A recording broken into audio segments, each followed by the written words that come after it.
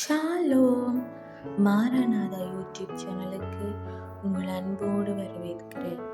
நாங்கள் நிற்பதும் நிர்மூலமாகாமல் இருப்பதும் தேவனுடைய சுத்த கிருபையாயிருக்கிறதற்காக அவரை நன்றியோடு சோஸ்தரிக்கிறேன்.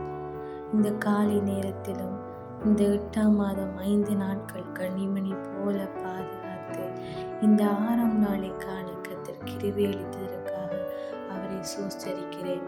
நீங்கள் இன்றைய நாளிலும் காலையிலே விழித்தெழுந்து இந்த செய்தியை கேட்டுக்கொண்டிருக்கிறீர்கள் என்றால் அது உங்கள் சுய பலத்தினாலோ உங்கள் மாம்சத்தின் பலத்தினாலோ அல்லது உங்கள் ஆயுசின் பலத்தினாலோ அல்ல, தேவன் உங்களுக்கு பாராட்டின கிருபையினாலே இன்றைய நாளிலும் நீங்கள் ஒரு புதிய நாளை காண கர்த்தர் கிருபை அளித்திருக்கிறார்.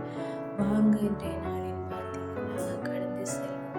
எபேசியர் 6ஆம் அதிகாரம் 10ஆம் வசனம் இவ்வண்ணமாக சொல்கிறது: நாம் அவருடைய செய்கைகளாயிருக்கிறோம், ஏனெனில் நாம் நற்கிரியைகளை செய்வதற்கு கிறிஸ்து இயேசுவுக்குள்ளே சிருஷ்டிக்கப்பட்டு தேவனுடைய செய்கைகளாயிருக்கிறோம். அவைகளில் நடக்கும்படி அவைகளை நமக்கு முன்னதாகவே அவர் ஆயத்தம் பண்ணியிருக்கிறார். இன்றைய காலை நேரத்திலும் கர்த்தர் இன்றைய மன்னாவோடு கூட இந்த எழுதப்பட்ட ரேமா உங்களுடைய வாழ்க்கையில் எப்படி கிரியை செய்கிறது என்று சொல்லி ஆவலாக எதிர்பார்த்து கொண்டிருப்பீர்கள் என்றால் இதற்கு ஒரு குட்டி ஸ்டோரியை நான் அழகாக உங்களுக்கு விவரித்து கூற முடியும். ஒரு கிராமத்திலே ஒரு சிறுவன் அழகழகாக நிறைய ஓவியங்களை வரைவானாம். எப்பொழுதுமே அவனுடைய ஓவியங்கள் வியப்பாகவும் பார்ப்பதற்கு ஒரு வித்தியாசமான அழகிலும் இருக்குமா. அந்த ஓவியங்களை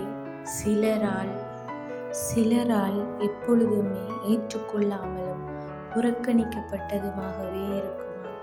ஆனாலும் அந்த சிறுவன் ஒவ்வொரு நாளும் தன்னுடைய திறமைக்கு கர்த்தர் கொடுத்த தாளந்தின்படி அநேகமான புதுவிதமான ஓவியங்களை வரைவானாம்.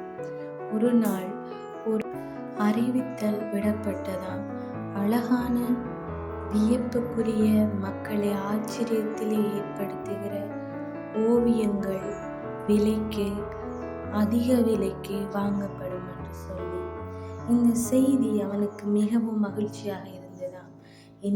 அதிகமான ஓவியங்களை தன்னுடைய கற்பனை திறமைக்கு வந்த வண்ணமாக தேவன் அவனுக்கு கொடுத்த தாளந்தின்படியே அழகாக வரைந்து அதற்கு அழகான வர்ணங்களை தீட்டிக் கொண்டே இருந்தானாம்.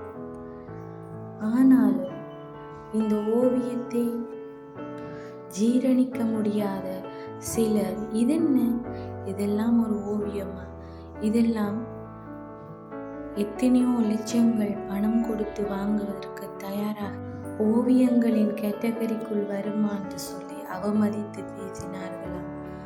அந்த வார்த்தை அந்த சிறுவனுடைய உள்ளத்தை மிகவும் உடைத்ததாம். அவன் வரைந்த ஓவியங்கள் அனைத்தையுமே எடுத்து ஒரு குப்பை தொட்டிக்குள்ளே போட்டு விட்டானாம். இவர்கள் எல்லாரும் சொல்வது போல் ஒருவேளை என் ஓவியம் இந்த போட்டிக்கு எடுத்து செல்வதற்கு தயாராக இல்லையோ, அதற்குரிய மதிப்பு இந்த ஓவியங்களுக்கு இல்லையோ, அல்லது இதை வரைந்த எனக்கு இல்லையோ என்று சொல்லி மிகவும் அங்கலாய்த்தவனாய், மிகவும் விசனப்பட்டவனாய் அத்தனை ஓவியங்களையும் எடுத்து ஒரு நொடிக்குள்ளே அந்த குப்பை தொட்டியிலே போட்டு விட்டான். காரணம், அவனை சுற்றியுள்ள மனிதர்களின் விமர்சனமான வார்த்தைகள் அவனுடைய இருதயத்தை உடைத்ததன் நிமித்தமாக. ஆனாலும் அந்த வழியிலே சென்ற ஒரு முதிய ஒரு ஓவியருடைய கையிலே அந்த ஓவியங்கள் அழகாக தென்பட்டதாம்.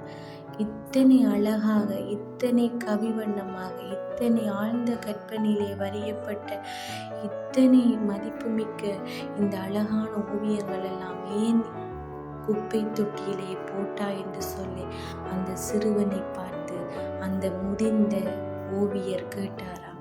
நீ வரைந்த ஓவியங்கள் எல்லாம் மிகவும் தனி சிறப்பு வாய்ந்தன, மிகவுமே கற்பனை வளம் நிறைந்த, மற்றவர்களால் நிதானித்து வரைய முடியாத ஓவியங்களை நீ வரைந்திருக்கிறாய்.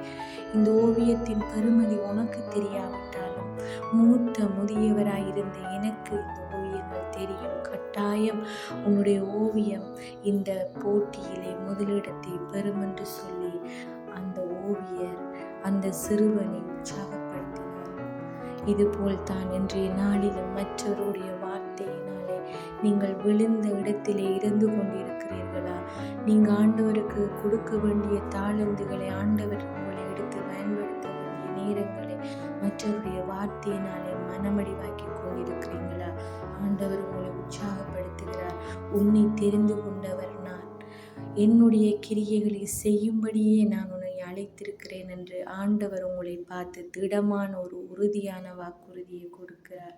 ஏசப்பா, இந்த கேட்ட பிள்ளைகள் ஒவ்வொருவரையும் நீங்கள் ஆசீர்வதியும்.